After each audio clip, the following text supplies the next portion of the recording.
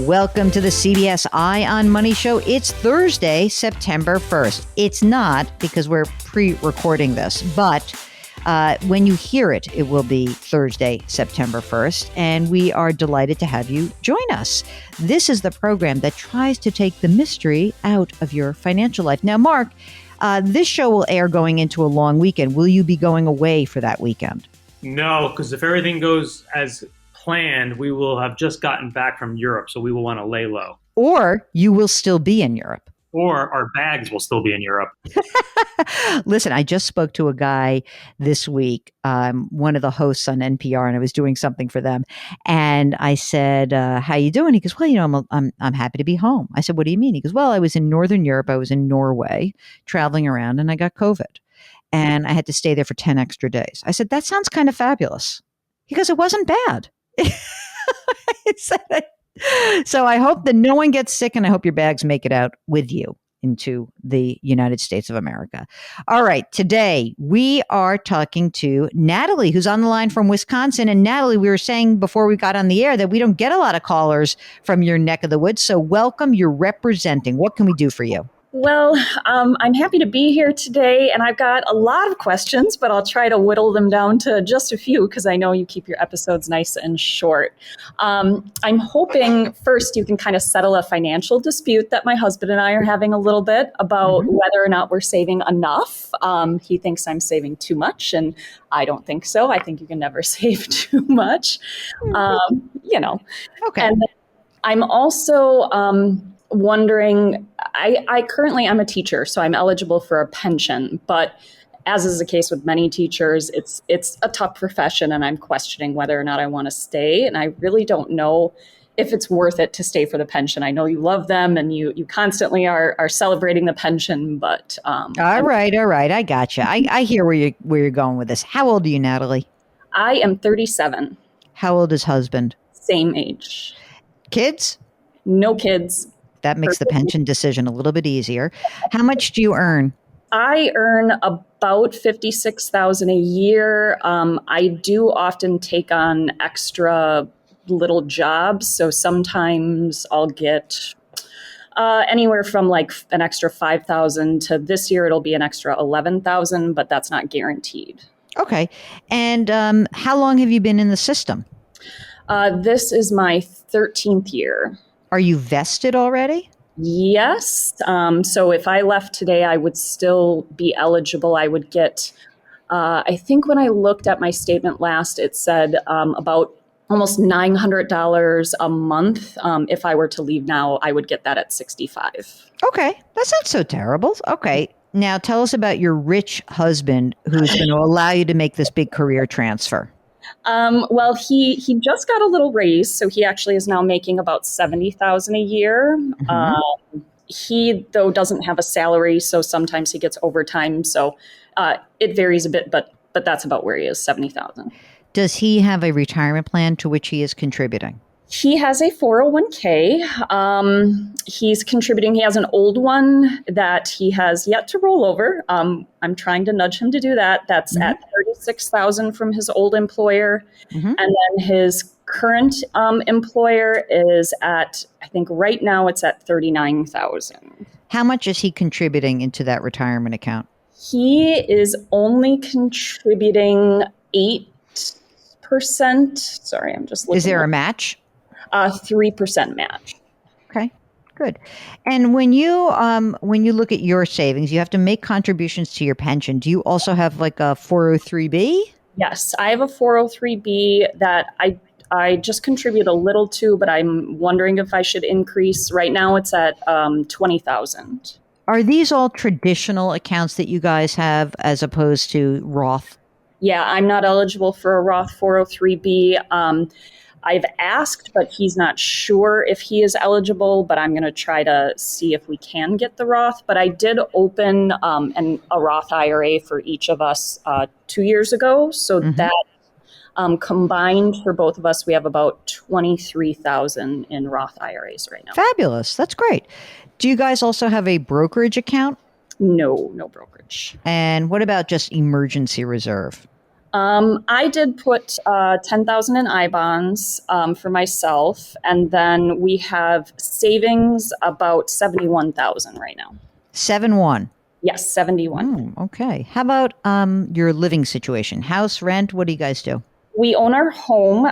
We just bought a new home last year, so we owe 260,000 on it. It's a 3.25% mortgage. It's worth about 350. Great. That's great. And any other debt that's outstanding, school loans or anything like that? No school loans. Those are all paid off. I am in grad school, but I pay as I go. So I pay out of pocket, no loans. And cars. My husband has a car loan, 9,000 outstanding at 4%. And then I have a car loan. I only took the loan because it was a 0% interest. And so I have 6,000 left on that.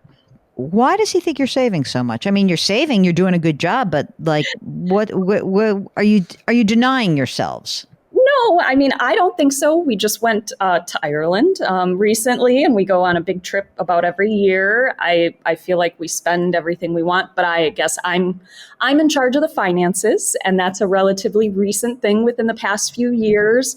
And he likes to call it his allowance. Oh boy. You know, he always hates having to be limited in what he can spend. But I kind of feel like, you know, you need to know, it doesn't mean we limit completely, but you kind of have to have that allocated so that we can increase our retirement saving. And I don't want to work forever. And I know he doesn't either. He'd like to retire at 60 if possible. And so I keep trying to get him to look towards the future, and he kind of looks at the now. Okay, that's a nice combination, though. You probably complement each other We very do. much. We right? do. What would you do if you quit your teaching job? What would you be thinking about?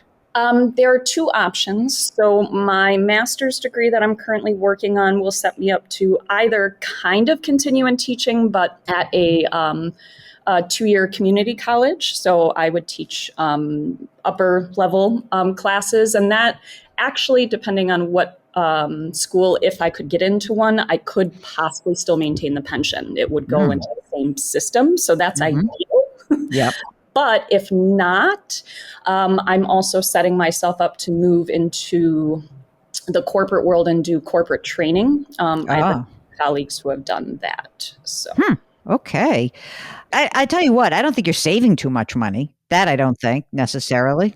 I think you're in good I mean, look, you're in great shape. I mean, the money that's in the emergency reserve will help make this transition.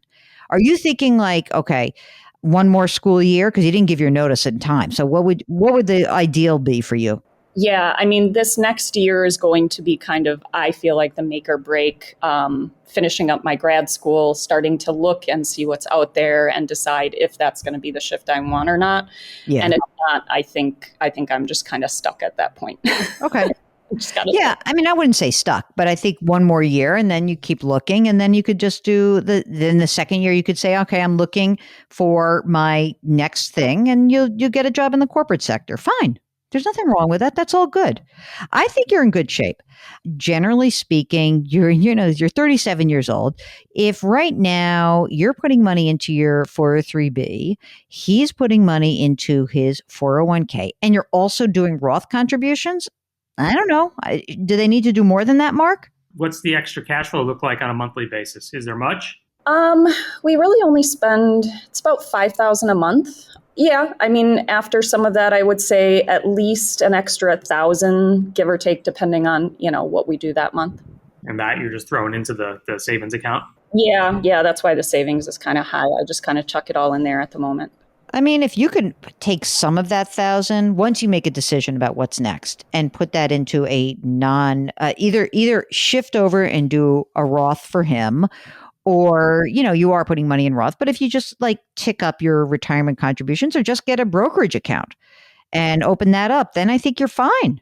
I was trying to encourage him to max out his 401k, since he's only doing, like I said, 8% right now with a 3% match. But do you think it would be better to do, instead of that, to just kind of take any extra money we get and put it into a brokerage instead? What do you think, Mark? I like having a mix of both. I like having some in retirement and some in a brokerage that I can get my hands on if I need it. Yeah. And especially if you're going through a transition period potentially in the next couple of years, then I think it's nice to have that money. It's already been taxed. You don't have to think about it. I think that might work better for you just to have that extra, in abeyance. You know what I mean? Might be an easier sell on him too, that he can access it if he needs it.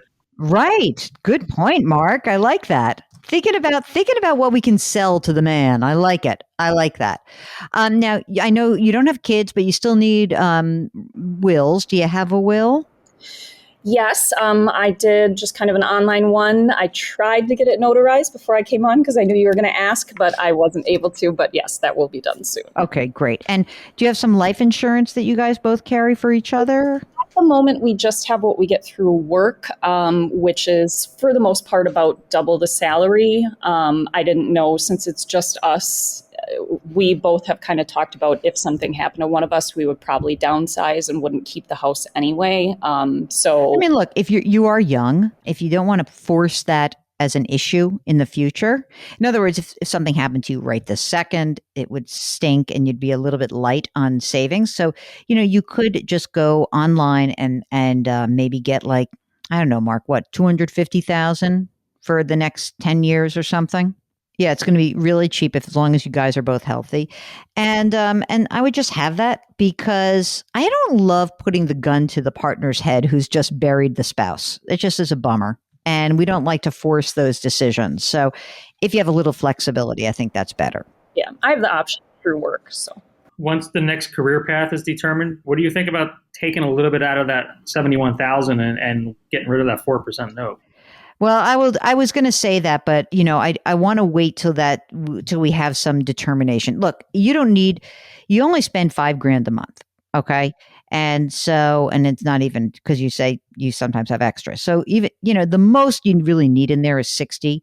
Let's get through this transition period. You can build it up a little bit and then you can knock off the 5% car loan if once you have, okay, if you get a job in the community college and you have like all that, that's fine. And even if you got a job in the private sector, you're probably going to make more and then just bang that car loan out. Let's get rid of it. we are paying extra on it. We pay a All little. right. That's great. All Could I right. ask What a else? question? Yeah. Yeah. So if I do the brokerage, and I guess this kind of applies to my Roth IRA as well, with that, I mean, I just do ETFs, and then I have a little bit in a mutual fund that the man who helped us set up the accounts at Schwab recommended. Okay. Is that good? Do I just let those ride forever? Yeah. Never Yeah. sell? I mean, you really just hold on. Well, I mean, I don't know. Like you can rebalance every year. It's a retirement account, especially. So that for sure you can rebalance once a year. If you're, I'm 70 stocks and 30 bonds, I'm out of whack. Yeah, rebalance once a year. It's fine. But don't go crazy and just have a few funds and you'll be fine. I don't think you need to start getting sexy and putting different stuff in there. I do think that rebalancing makes sense. If you have a U.S. stock, a little bond, an international position, if you even want to throw a commodities little something in there, whatever you want, but like not more than 4 funds. Don't go crazy. It's unnecessary. This one I feel like the people in the industry, it's like they try to make it seem like it's, oh my God, it's like so hard. It's not hard to be an investor. It's hard to just stick to a game plan. That's what's hard to do. And you got a game plan, you're good. Well, thanks. You have helped me not panic about anything, so that's been wonderful. Fantastic. I love that. All right. Mark, are we done? Are we letting Natalie go back to Wisconsin and eat plenty of cheese? And drink some Miller Lite? Yes. And being a Badger fan? Isn't that what they are, the Badgers? We have the state fair coming up as well, so that's lots of fried food as well as Oh, yes. I love those state fairs. I was invited to the state fair many times in various middle of the country states. And I said I was a little scared, but I'm going to I think I can get my mojo up for doing that. I love the livestock competition. The whole thing of like, that makes me like excited and interested. I want to do that. All right, Natalie, good luck. Thanks so much for contacting us. If you, like Natalie, need a little bit of help and you want us to settle a domestic dispute between, saving enough, saving too much, they're doing just right. We would love to help you out. Go to JillOnMoney.com, click the Contact Us button, and tell us what's going on. And if you would like to come on the program, you click the box, and then Mark does everything else. Isn't that great? fantastic. While you're on the website, sign up for the free weekly newsletter. How about you buy the book? You can pre-order my book. So we would love for you to do that. It's called The Great Money Reset, and everybody needs to get a copy of that. Everything you need for Jill on Money World is at jillonmoney.com. You can follow us wherever you find your favorite podcast. You can check out our other broadcast. It's called Jill on Money. Mark Talercio is our co-host and executive producer. We are distributed by Paramount Global. We drop our episodes every Tuesday and Thursday. Try to lift someone up today. It's going to make that person feel better. It's going to make you feel better. Curiosity, compassion, community. Happy Labor Day weekend. We'll talk to you next week.